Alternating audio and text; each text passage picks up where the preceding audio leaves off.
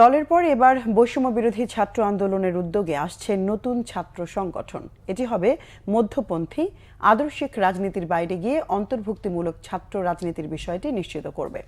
বিকেলে ঢাকা বিশ্ববিদ্যালয়ের মধুর ক্যান্টিনে বৈষম্য বিরোধী ছাত্র আন্দোলনের সমন্বয়ক আবু বাকের মজুমদার জানান, শিক্ষার্থীদের অধিকার আদায়কে প্রাধান্য দিয়ে সংগঠনটি তাদের কার্যক্রম শুরু করবে। 52 ভাষা আন্দোলন, 66 69-এর আকাঙ্ক্ষার প্রতিফলন থাকবে নতুন রাজনৈতিক দলে। সমন্বয়ক বাকের জানান, লেজুর বৃত্তি রাজনীতি করবেন না তারা, ইন্টারনাল চাঁদা দিয়ে পরিচালিত হবে সংগঠনটি। আগামীকাল পর্যন্ত নতুন ছাত্র সংগঠনের বিষয়ে জনমত জরিপ ও সদস্য সংগ্রহ চলবে অনলাইন অফলাইনে। স্বাধীনতার ইতিহাসকে স্বীকার করে এবং 47, 52, 62, 66, 68, 69, 71, 90 এবং 24-এর সকল গণ আন্দোলন এবং ছাত্র জনতার সংগ্রামী চেতনা থেকে ভিত্তি করে ছাত্র রাজনীতি আমরা সক্রিয় করব।